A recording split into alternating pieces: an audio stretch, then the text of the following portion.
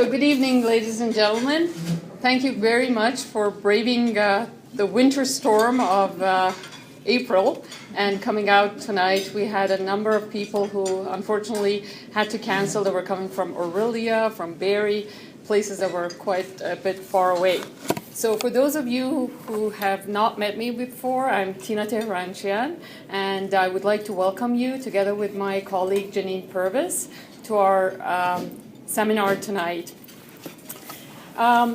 Tonight, as you know, the topic of our seminar is tax and estate planning. And when it comes to estate planning, the role of a financial advisor is to have a high-level view of things.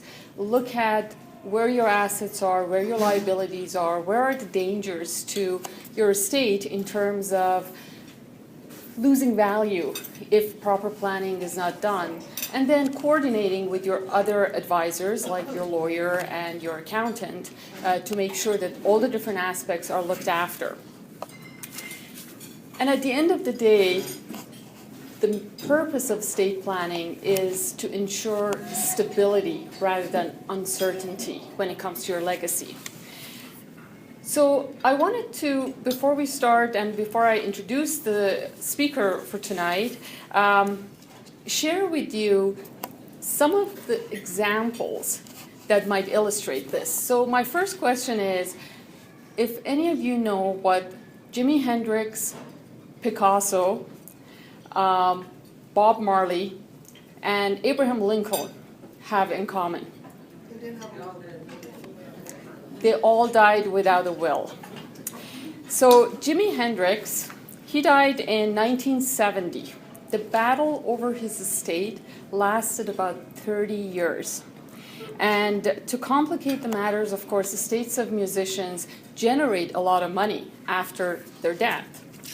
Bob Marley, he died in 1981. He had cancer for 8 years. And he still did not make out, 8 months, and he still did not make out a will. Stieg Larsson, the author of the Girl with Dragon Tattoo series, he died in 2004. He left a substantial estate behind. He was not married to his partner. And according to Swedish law, all of his estate went to his father and brother. They were kind enough to leave his apartment to his lifelong partner. And Picasso, he died at 1973 at the age of 91. And he had a huge fortune. His estate at the time was worth billions of dollars, and he never even thought about having a will or doing any estate planning, even though he was 91. It took 6 years to settle his estate and over $30 million in fees. And finally, Abraham Lincoln, who was the first president of the U.S. to get assassinated in 1865, was also the first U.S. president to die intestate or without a will. So famous or not, it makes sense to do estate planning. So we're very happy that we have Wilmont George here with us tonight. Wilmont has developed a solid background in tax and estate planning built on 14 years of financial services experience. Throughout his career, he's held progressive positions in the areas of tax and estate planning, financial planning, banking, and securities analysis. Wilmont earned a Bachelor of Arts degree in Mathematics for Commerce from York University. And if you've been trying to figure out what the alphabet soup after his name is, he's also a Certified Financial Planner, or CFP, Trust and Estate Practitioner, TEP, and Certified Health Insurance Specialist, which is a CHS. So he's got all these designations and has completed numerous courses related to taxation, securities, mutual fund investing, insurance, and estate planning. For the past 11 years, Wilmont has spent his time educating financial advisors on tax and estate planning matters through presentations, one-on-one consulting, bulletin writing, and marketing communications, and has been seen and heard in various financial forums, including Mackenzie University, the National Post, the Globe and Mail, Advisor.ca, and Investment Executive. He's a frequently requested speaker and has delivered presentations for the Financial Advisors Association of Canada, Advocates, and the Society of Trust and Estate Practitioners. After 3 years as a lead specialist on tax and estate planning team at another firm, Wilmont is in his 7th year at Mackenzie Financial and currently serves as Director of Tax and Estate Planning. So please join me in welcoming Wilmont, who will do the presentation tonight. Thank you.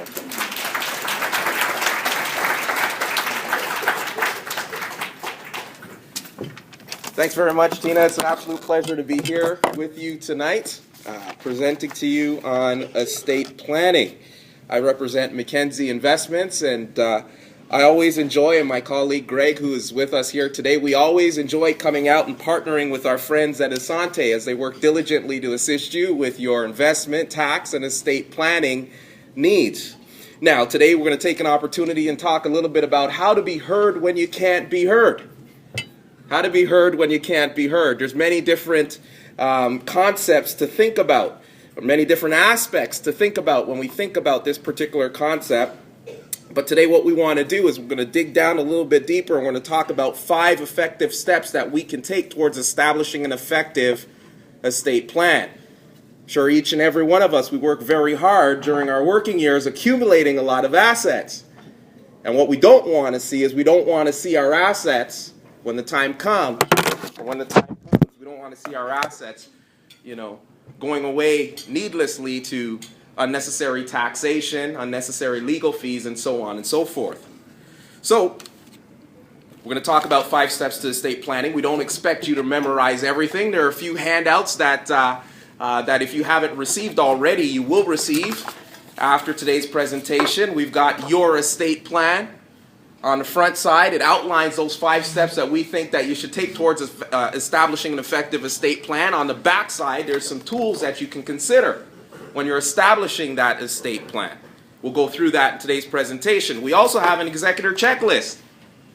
Executor checklist. I was talking with a colleague one day who had a client, and the client said to them, the client had had the opportunity to be executor for a relative's estate, and that individual remarked, he said, you know what, if there's somebody you don't like, name them executor of your estate because of all the responsibilities associated with that role. So we're going to take some time today and we're going to go through some of those responsibilities, okay?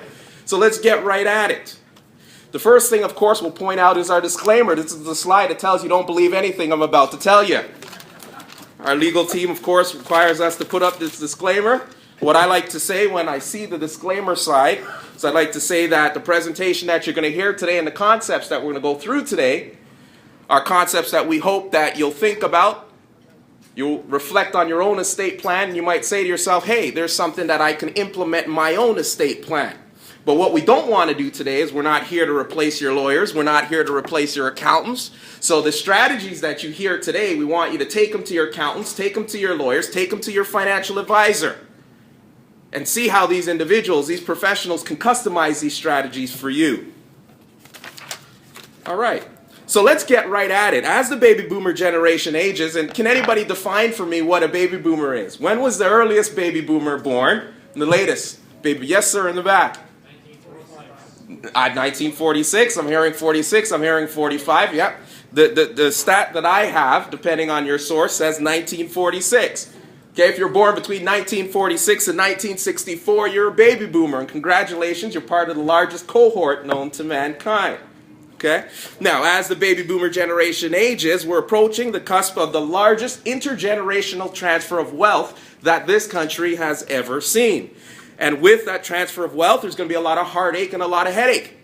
A lot of heartache and a lot of headache that could be avoided with some estate planning. So it's important to undergo this planning, okay? Because without it, we risk losing a large part of our estate due to taxation, unnecessary legal costs, or distribution of assets to unintended beneficiaries. So today we're going to take some time, we're going to talk about estate planning, and specifically, we're going to talk about some of the barriers that individuals face in bringing up this topic. And then we're going to follow that up with 5 effective steps that one can take towards establishing an effective estate plan. Now, I would bet that when you go to your dinner parties or your picnics or your golf games, estate planning isn't a major topic of discussion. In fact, I would venture a guess that it's not a topic of discussion at all. Further, when you listen to the mainstream media, whether you're reading the newspaper or listening to the radio or watching the TV, the focus tends to be more on what's happening today as opposed to what might happen tomorrow. I mean, let's face it, planning for today is a lot more interesting. You can touch it, you can feel it, you can live it. Planning for tomorrow is often something to be discussed tomorrow. Now, it's more than just the thrill of living for today that discourages the discussion of estate planning. Some have expressed some real barriers that prevent them from broaching this important topic. The first barrier, emotional sensitivity. There are many individuals that think that money matters should be kept private. There are many individuals that frankly don't like talking about death. My father's a perfect example. I don't know if my father has a will. Quite ironic given my profession. I don't know if he has a will, what's in his will. I don't know how he wants his assets distributed when he passes away. We better find out pretty soon. My mom, on the other hand, the complete opposite. My mom's an open book. We know where her will is. We know what's in her will. We know how her assets are to be distributed. 2 different individuals, 2 different approaches to estate planning. Also, another barrier that many have expressed, there's no immediate tangible benefit. When we're talking about estate planning, we're talking about planning for someone else to make use of our assets. Tends to be less interesting than planning for our own use of our assets. Third barrier faced by many individuals, many assume that estate planning is only for the wealthy. You've got terms such as trusts, and lawyers, and probate. When we hear these terms, we often envision large mansions and lots of cash. But the reality is, if we've got any assets at all, we want to have some say over how those assets are to be distributed, it's important to put an estate plan in place. So, assuming that we all have some assets and we want to control how those assets will be distributed going forward, we're now going to look at those 5 steps that we can take towards establishing an effective estate plan. Step number 1, work with your advisor to set realistic goals. Contact your Assante advisor, contact Tina, contact Janine, and say, hey, I want to set up an estate plan, or I want to review my estate plan, and I want to make sure that my plan is based on realistic goals. Step number 2, consider which tools fit your situation. Step number 3, choose the people you would like to speak for you. Talk more about this as we go along. Step number 4, communicate your wishes. That's a big one. We need to communicate our wishes. We'll talk more about that. Step number 5, keep your plan up to date. So, let's look at step number 1, working with your advisor to set realistic goals. Contact your Assante advisor and ensure that your estate plan is built on realistic goals. Some of your goals might be minimization of tax. Might be control over when and how your assets are to be distributed. It might be provision for dependents. Spouse, common law partner, children, grandchildren, that might be in your care. Are there any business owners in the room? Any business owners here today? Okay, for your business owners, what's going to happen to your business when you pass away? Should your business continue? If you've got employees, what will happen to your employees? Should you have to exit the business? Also, identify an executor and or guardians for minor children. Now, we've spoken with many Canadians over the years, and many Canadians have indicated to us that they feel, as a Canadian taxpayer, they feel quite like this. Okay? But as opposed to a single gouging, taxation in Canada is more like death by 1,000 needles. We know that employment income is subject to tax. Investment income, subject to tax. When we go out and we spend money and we purchase items, is there a tax there too? Okay, and then when we pass away, is there a tax at death? Probate, I hear probate. Yeah, the probate tax might be possible. Yeah, it's kind of tax. Kind of tax, absolutely. And then is there an income tax at the time of death as well? We know probate tax. Is there an income tax at the time of death? What's that? Capital gains tax. Let's dig into this a little bit further. Let's talk about income tax at the time of death. Actually, let's forget death for a minute. Death is depressing. Let's forget that. Let's talk a little bit about what happens when we sell an asset? Let's say I buy an asset today. I buy the asset for $10,000. Over the next 5 years or so, that asset goes up to $15,000. At that point in time, I sell that asset for $15,000. The difference between what I paid for it, $10,000, and what I sold it for, $15,000, is what we call a capital gain. Capital gain is subject to tax on our tax return, right? Okay. Well, what happens at the time of death? Let's say I buy an asset today. I buy it for $10,000. 5 years from now, it goes up to $15,000, and then I pass away. What happens at that point? Well, the government says at that point in time that I'm deemed to have sold that asset just before I die. So if I'm deemed to have sold that asset just before I die, guess what? Capital gains tax at the time of death. That's the case with your non-registered assets, stocks, bonds, vacation properties, non-registered assets that you hold, deemed sold just before you die. Capital gains tax at the time of death. It's also the case with your RSPs and RIFs. If you've got RSPs and RIFs, you pass away, you're deemed to have sold those RSPs and RIFs just before you die. Tax bill at the time of death. Now, there are some exceptions to the rule. If you're transferring assets to a spouse or common law partner, there's typically no tax at the time that you pass away. Those assets can go to your spouse or common law partner without tax at that time. Tax will be payable on death of your spouse or common law partner. So that's income tax. We certainly need to be mindful of income tax at the time of death. Less tax payable at that time, more assets available for your heirs. But I heard probate tax. What is probate tax? Probate tax might also occur at the time of death. Okay. So you sit down, you draft up a will, you say, I want said person to be my executor. Then you pass away. Your executor now picks up your will, sees that you have some assets at Mackenzie Investments, says, okay, non-registered account at Mackenzie Investments. The account size was X dollars. I want to re-register those assets in the name of adult child. Mackenzie says, okay, can you provide us with a probated will? What's a probated will? A probated will is a will submitted to the Ontario government. The Ontario government puts their stamp of approval on it and grants your executor the authority to distribute the assets of your estate. Does the Ontario government give that stamp of authority or stamp of approval for free? Of course not. Okay, they're going to charge a fee. They're going to charge a probate fee. Well, how much is the probate fee? The probate fee is based on the value of the assets in your estate at the time of death. So, if we dig a little deeper, based on the value of the deceased estate, included assets would be your non-registered stocks, bonds, mutual funds, any real estate, less any mortgage on that real estate, jewelry, automobiles, RSPs, RIFs, or life insurance where the beneficiary is your estate. All of those assets flow through your estate at the time of death. All of those assets form the base upon which the government charges the probate fee. What assets are excluded for probate purposes?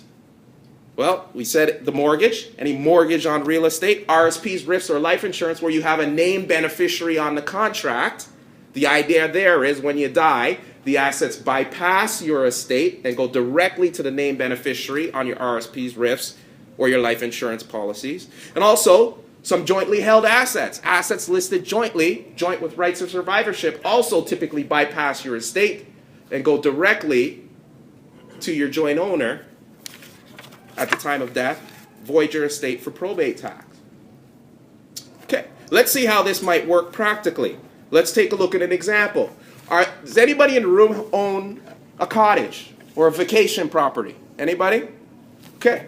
Let's take a look here real quickly at how income tax or probate tax might apply with respect to cottage properties. Now, cottage is a capital asset, much like your stocks and bonds, your non-registered stocks and bonds or mutual funds, and it's taxed like one. So typically what would happen is on death, if I owned a cottage property and on my death I pass it to my spouse, okay, that property can go to my spouse without tax occurring at that time. Now, on my spouse's death, there would typically be tax payable. Well, what's the tax payable? Well, it's the difference between my spouse's adjusted cost base, which essentially is my adjusted cost base, which I transfer to her, and fair market value of that property at the time my spouse passes away. We've got a capital gain. Half of a capital gain is included in taxable income. Got to pay tax on that. Okay, renovation costs can be added to your adjusted cost base, which reduces your total capital gains liability when the time comes. And you might also be able to bump up your adjusted cost base based on the 1972 value if you own the property that long, or your 1994 value if you own the property since then. Okay? But let's dig down a little bit further. Let's show you how income tax or probate tax can impact any capital property, including cottage properties. Here we have Nathan. Nathan's a widower. Nathan has 2 children, Sandra, who's 33, and Kyle, who's 27. Now, Nathan wishes to transfer his cottage at the time of death to his kids.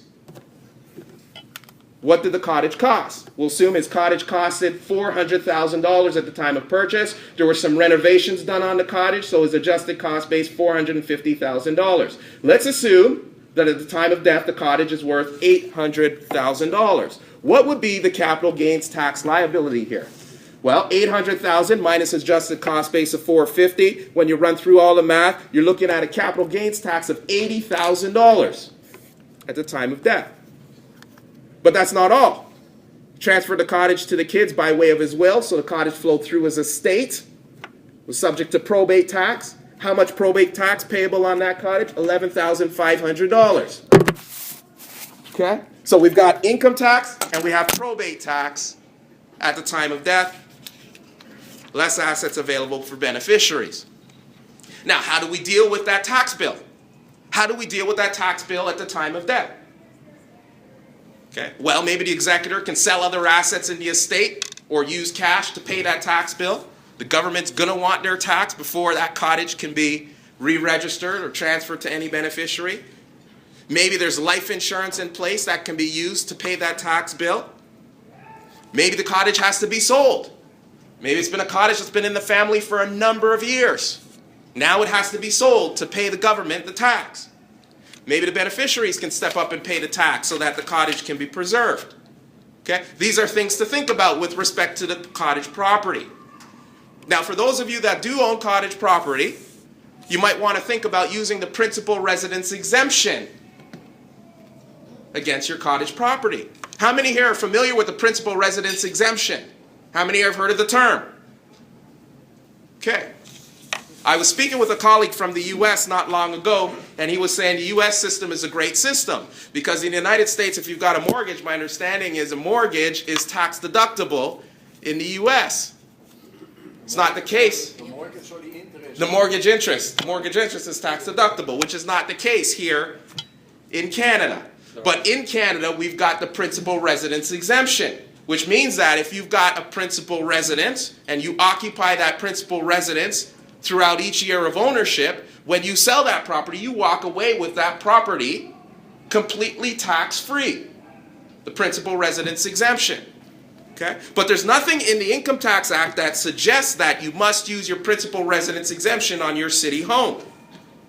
In fact, if your cottage goes up in value more so than your city home, you can actually use the principal residence exemption against your cottage. Okay? So it's something certainly to keep in mind. I'll go through an example here real quickly, and then we'll move on to some other concepts. Nathan has both a city home and a cottage. He has occupied both properties for each year of ownership. His city home was purchased in 1995 at $700,000. Fair market value, currently $900,000. So there's a $200,000 capital gain there.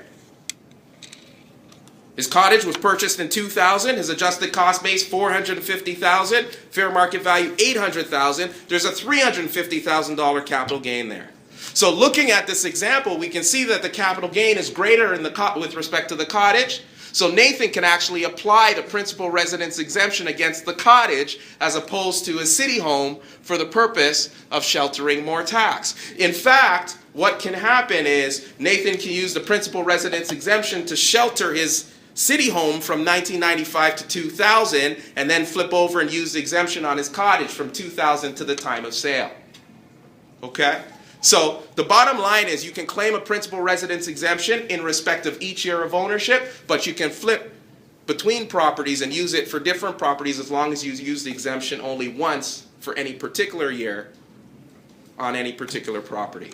Okay? Let's move on. Let's talk a little bit more about working with your advisor to set realistic goals. What I want to talk a little bit about now is control over when and how assets are distributed. Now, in the estate planning world, control is often defined by two things. One, when an asset is given away, and two, the method within which it is given. Now, giving away assets before death, the use of life insurance, named beneficiaries on life insurance, named beneficiaries on registered plans, or even the use of joint accounts can be effective estate planning tools. What they do is they allow you to use assets or allow you to take assets, bypass your estate at the time of death, thereby allowing you to minimize probate tax. Now, while we like these estate planning strategies, gifting, life insurance, registered plans, the use of joint accounts, we often like to talk or take some time to talk a little bit about joint accounts, particularly where you have joint accounts that are registered between parent and adult child. When an individual thinks about establishing a joint account between parent and adult child, we often suggest that they talk to their financial advisor first to ensure that things are put in place properly before you establish those joint accounts. Let me explain why. I know of a situation where a widow, we'll call her Mary, had $50,000 registered in her name in an individual account. Mary had two adult daughters, daughter number 1, Beth, and daughter number 2, Kim. Now, in order to plan against probate tax, Mary decided to add Beth, daughter number 1, as a joint owner on her account. Beth handled most of the day-to-day affairs for Mary, so for Mary, it made sense for Beth to be listed as a joint owner. Beth would be able to access money for Mary should Mary be unable to do so for herself. This is a common scenario.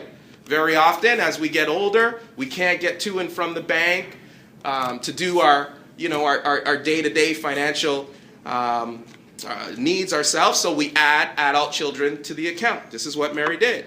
Now, as Mary had no other family members, it was pretty safe to assume that the joint account would pass to her kids at death. But what was not known was whether the account was to be passed to daughter number 1, Beth, solely at death, or whether it was to be split between Beth and Kim. No documentation was ever completed to indicate Mary's intent, other than a will that suggested that any estate assets should be divided between the two kids. Shortly thereafter, what do you think happened? Mary died. Daughter number 1, Beth, believed she was fully entitled to the account because she was the joint owner and handled most of the day-to-day for Mom. She believed Mom intended to leave the account for her solely. What do you think Kim believed? Kim believed that Mom intended for the account to be split between herself and Beth and demanded her proceeds from the account. Needless to say, this created a lot of tension between the sisters and negatively impacted their relationship going forward. So, the $1 million question, or the $50,000 question in this example is, who's right? Who's right? Is Beth correct in that she should receive the account solely because she's listed as a joint owner on the account? Or is Kim correct in that the account should be divided between the two because, in Kim's opinion, Beth was listed on the account only as a matter of convenience, and the account should flow through Mom's estate and be divided as per Mom's will, which said that any estate assets should be divided.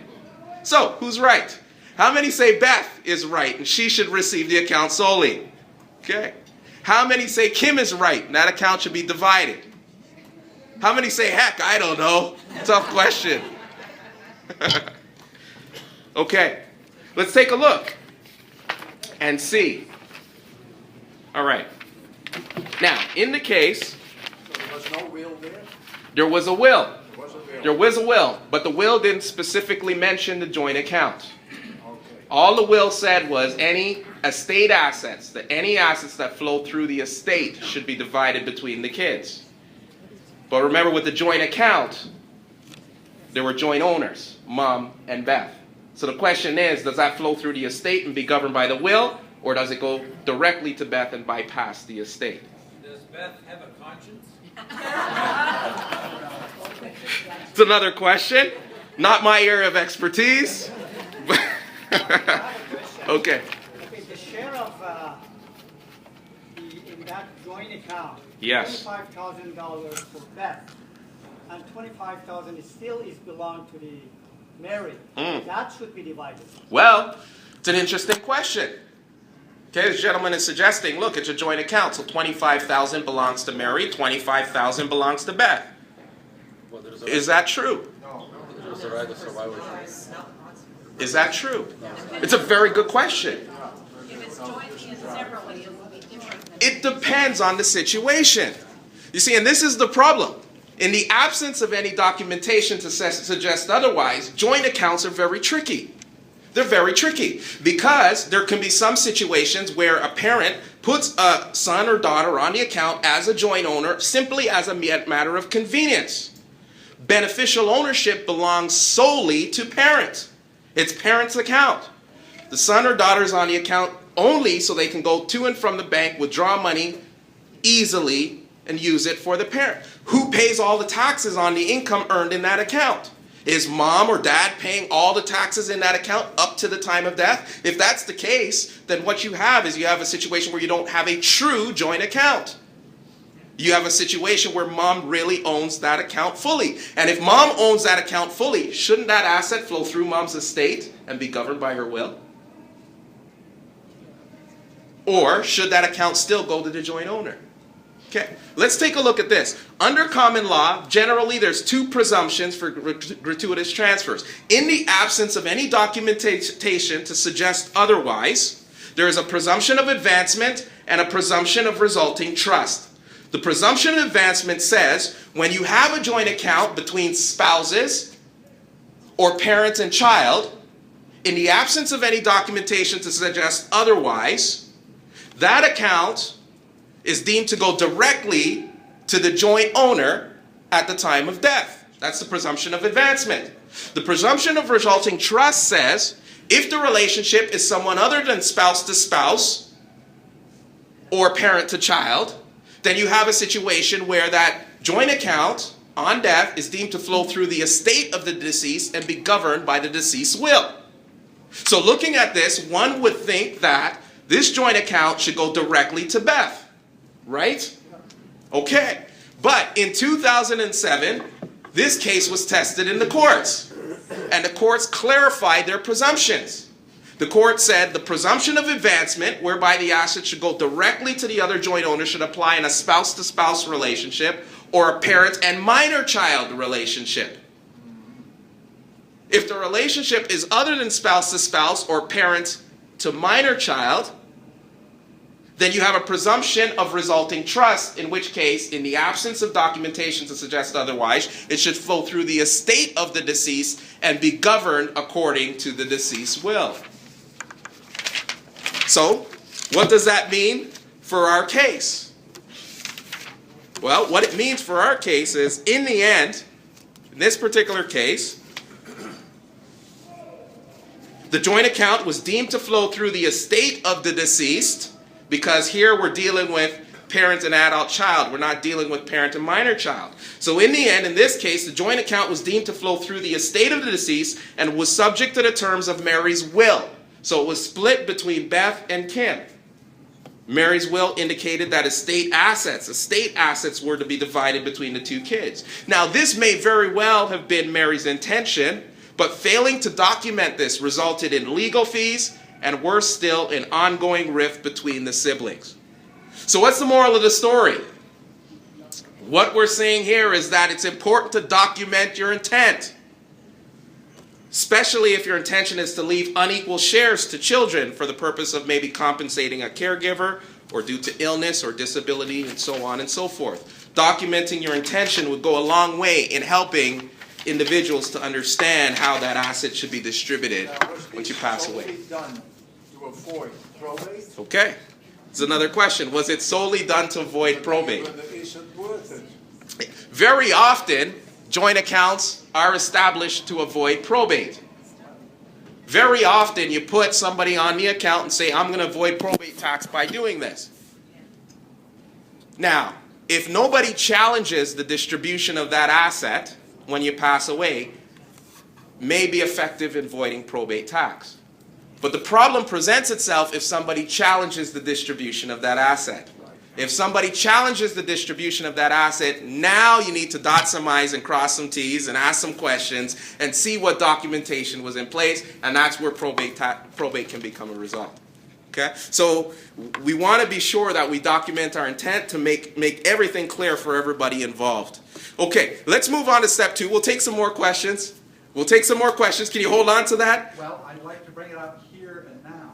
Let's go. Okay. To find out that death has been seen going to Woodbine Racetrack. She's been going weekly. Right. And she's been blowing $1,000 a week. Right. Unknown to Parent. Mom, Mary. Sure. Mary dies. She doesn't know. There's nothing left in the account. Right. And I think for our sophisticated audience, it might be important to note that joint accounts are very good, Mm-hmm. but you could be subject to being cleaned up by even your own children. Absolutely. Absolutely. At the end of the day, there's all this legal stuff that's going on behind the scenes, all this tax stuff that's going on behind the scenes, but we can't forget the obvious. And the obvious is that when we put joint owners on our assets, those joint owners typically can access those assets freely. Including the husband or Beth. Yeah. If they're separate, think about that. It's tricky. All of this stuff comes up, right? So that's a good point, and I'm glad that you raised it. Okay, you want to be mindful when you're listing people as joint. With joint accounts are governed by this presumption rules unless they go through the will. Normally, these presumption rules will come up if somebody challenges the distribution of the asset, Right. and it's not clear what your intention was. No, but what I'm saying is if they are mentioned in the will, Yes. will the will supersede the presumption rules?